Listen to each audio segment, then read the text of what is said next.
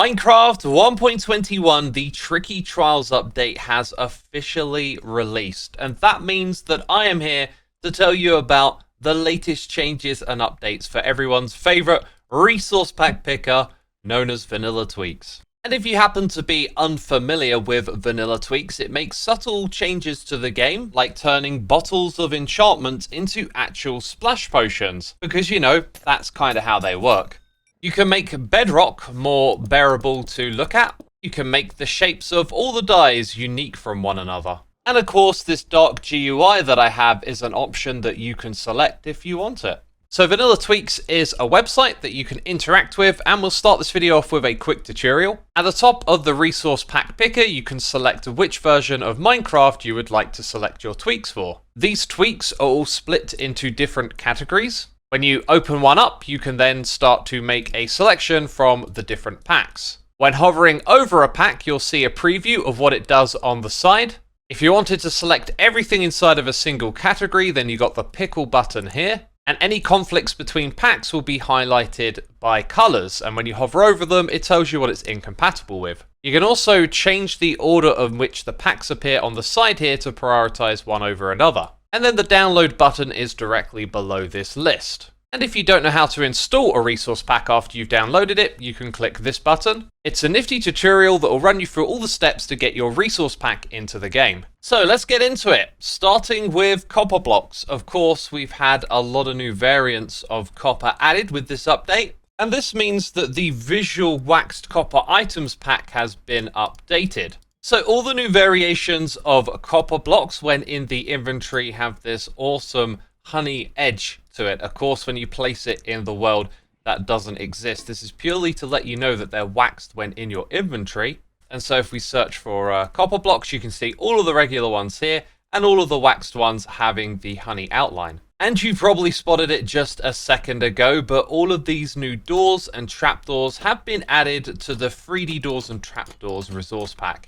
And similar to this, the glass doors and trapdoors pack that adds glass to both of these items have been updated for the new copper doors and trapdoors. Now, one of the big rewards you can craft after conquering the trial chambers, provided you get your hands on the correct loot, is the Mace. This item right here, a powerful weapon, and like other items in the game, it has this pixelated look to it. But what if you wanted this item to look even more menacing and imposing? Well, check out the 3D Mace. This thing looks awesome. I think it's the scale of it compared to the player.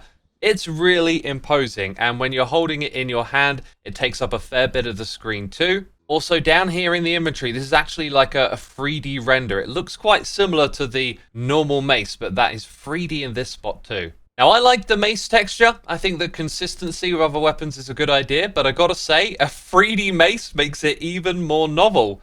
Look at the size of this thing, it's massive. In fact, I'm pretty sure it's bigger than my head. Let's now head over to the website where you can find a whole new category known as the World of Color. Inside of here, you can find the unique dyes pack, and the slimes packs have been moved into here too. These will change both slimes and sticky piston textures to whatever color you desire. The two new categories are for the elytra, and as you can see, you can have your choice of which color you want your elytra to be. And then we have enchantment glints, where there are less colors to choose from overall, but as you can guess, they will change the enchantment glint so that it'll color the items that are enchanted in your game. And I figured we should also do an in-game example of this. As you can see, the color is really quite saturated. And it will change all items with an enchantment glint in this game. Next up on the website, the HUD category has been moved into the GUI category. And crosshairs have been given their own subcategory. So now you go into here to select which type of crosshair you would like. The options, backgrounds, and menu panoramas categories have now been merged into the GUI category. And inside of menu panoramas, you can select Cherry Grove, which was used for Minecraft 1.20. Of course, it's now been replaced with this menu panorama of the trial chambers. Dark UI and transparent UI have both been updated to support the crafter and also have support for shaders.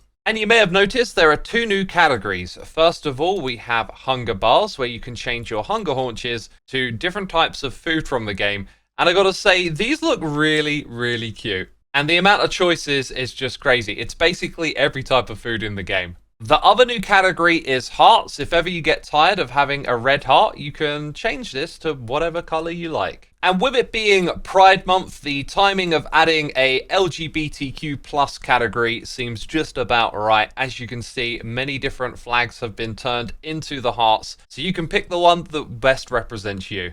Within Peace and Quiet, we have a subcategory for mobs. And in here, you can find the Breeze and Armadillo, 2 new additions to this section.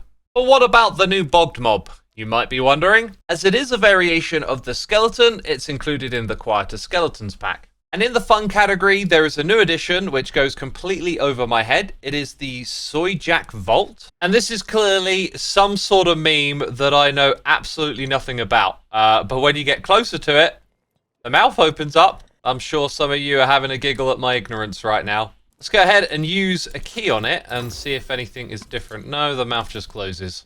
Other minor changes include the updated toast textures pack and pixel consistent bats being removed from the 1.21 part of the website. The warm glow pack that affects lighting will no longer cause your GUI to be brightened. The new Scrape Flow and Gustra Pottery shards will be included in this renaming of shard to shard. And last of all, the literal game rules data pack will now include the new game rules spawn chunk radius. Well, there is actually one more thing to be addressed, and that is data packs. Thanks to massive under the hood changes for 1.20.5 and 1.20.1, the data packs are still being worked on, and that's for 1.20.5. They're not even out yet, and so the 1.20.1 packs are even further away. So please have some patience. It'll take some time before those data packs are up to date. And when they are, a good place to find out when these things are released is on the Vanilla Tweaks Discord server. So if you head over to the website, you can find a link to that there. But otherwise, that's it from me this one. I hope you enjoy playing 1.21 with all of the amazing resource packs from Vanilla Tweaks. And I'm sure I'll see you again in the future with another update video. So thanks for watching, and I'll see you next time. Bye-bye.